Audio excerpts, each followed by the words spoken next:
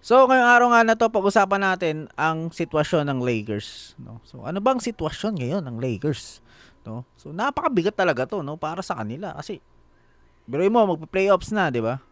So, baka next week na 'yan, umpisa na, 'di ba?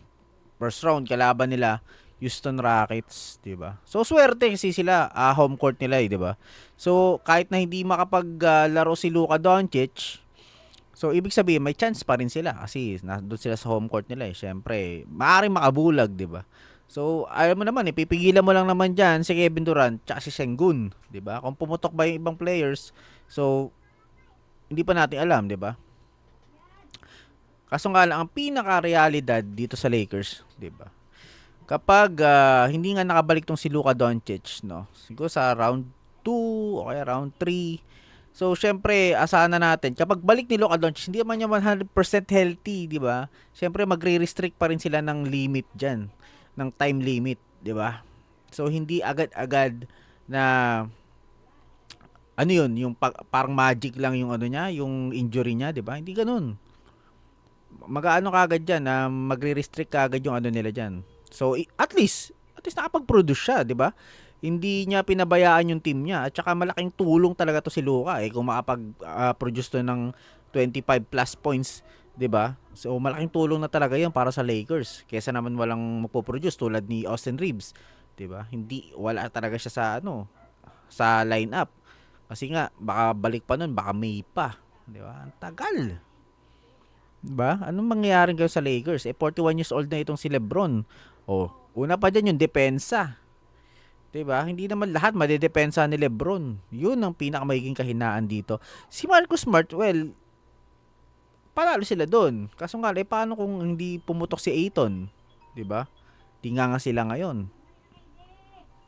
So yun, no, kung makakapag ano talaga, makakabalik si Luka, maaaring swertehin talaga ang Lakers. Pero kung di makabalik si Luka, kailangan talaga maging gumanap ni LeBron bilang isang Nikola Jokic na all-around player, 'di ba? Kailangan mataas yung ano niya, assist, mataas yung points, 'di ba? Mataas yung rebounds kasi wala talaga, siya talaga magki-carry nito.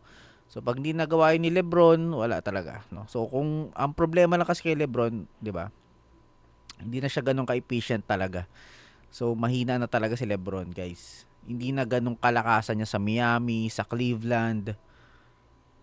So, malayo na, no? So, pwede pa rin siya makapag-produce, no? Sa isa, dalawang game, pero sa mga pangatlo, pang-apat na sunod-sunod, syempre, may limitasyon na din siya, no? Lalo na sa kanyang ano, 'di ba? Yung athleticism niya. Oh, ganun pa rin. Pero nga lang limitado na rin syempre. Nakikita mo naman yan eh, lumalabas naman yung mga sign. Minsan, nakaka-score siya, 10 points, di ba? Minsan naman, 35, minsan, 20, di ba? Hindi na siya ganun. So, kailangan niya talaga ng tulong. Eh, kung walang tulong sa kanya, nga, ang Lakers. So, dito pa lang, masasabi mo na talaga yan eh. Yan, oh. LeBron James must try to carry it. Another team to NBA playoff success, di ba? Kailangan niya talaga bumakbak. Kasi pag hindi siya bumakbak, ang Lakers. 'Di ba? 'Yun, round 1 pa lang 'yun, ha. So syempre, yung iba pa niya makakalaban diyan, 'di ba? Sa mga susunod na round. So, kung kompleto sana sila, andiyan si Austin Reeves, tsaka si Luka, healthy sila, 'yun. Maniniwala ako baka masungkit pa nila yung ano nila, finals dito sa West. Kaso nga lang ngayon, talagang alanganin talaga eh. Kasi Lebron lang eh. Malaki experience ni Lebron pagdating sa playoffs, sana sa mga finals, championship. Kaso nga lang, kung wala siyang katuwang, yun na nga talaga. Legang tama talaga ng Lakers. Kaya yun, guys, yun lang yung opinion ko, di ba? Kung talagang LA fans ka, maintindihan mo to, di ba? Pero kung hindi ka LA fans, 'di ba? Kung GSW nga, 'di ba, mas malala pa yung sinapit nila, 'di ba? Pero yung pang contender biglang nawala bigla. Isipin mo naman 'yon.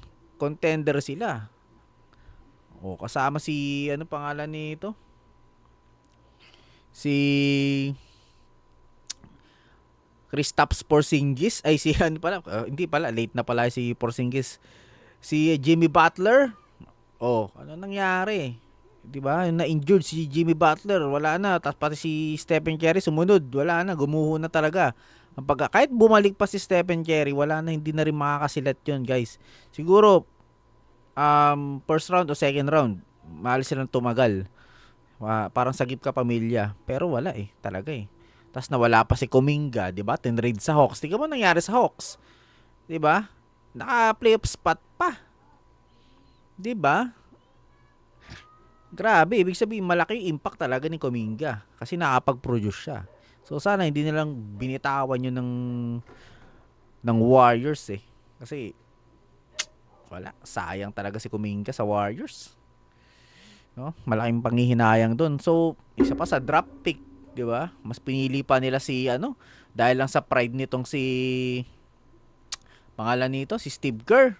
Ang pinili pa imbis na sila Melo Ball, ang pinili si James Wiseman, 'di ba? Doon pa lang yung history nila, sayang. 'Di ba? Kasi wala na simula na umalis si Clay sa Warriors, alam mong wala na, landslide na talaga yung pababa na eh. Tapos ito pa, na-injury pa si wala na. Dapat mag-focus ka na talaga sa mga generational talent ngayon. Kasi si Stephen Curry, kung paparesan mo pa, rekta mo na. Giannis Antetokounmpo na talaga, 'di ba? Kung aasa ka talaga sa All-Star. Pero kung aasa ka sa sa future, 'di ba? Kung aasa ka sa future, yung mga bata na papalaro, yan sila Podziemski, 'di ba? Pero kung asa ka sa All-Star, yan ka na, sumugal ka na kay Antetokounmpo, 'di ba? Kung kung mag-match. O di panalo ang Warriors, kaso nga lang malaki malaki kasi sa sacrifice ng Warriors doon, talagang malalagasan talaga sila ng doon, ng team doon, 'di ba? So, yun lang, no? So, kung nagustuhan niyo mga ganitong analytics natin, 'di ba? Pa-comment down below na lang yung mga thoughts niyo sa mga ganitong, 'di ba? Usapin kasi ayos naman talaga yung Lakers eh. Kaso nga lang talagang na-injury lang talaga itong si ano eh Luka Doncic. Sayang talaga, malaki panghihinayang natin diyan. Pero wala talaga eh. Ganun talaga. Ah, mapapano ka na lang, 'di ba? Mapapakuyakoy ka na lang. Sayang. Malaking panghihinayang. So, nung naman, hindi naman sila kasi kumilos nung wala naman silang tinanggal nung nung nag-trade deadline eh. Wala naman silang inaccept. So, wala silang ginawang trade. So, yun lang guys, no. Peace sa inyong lahat.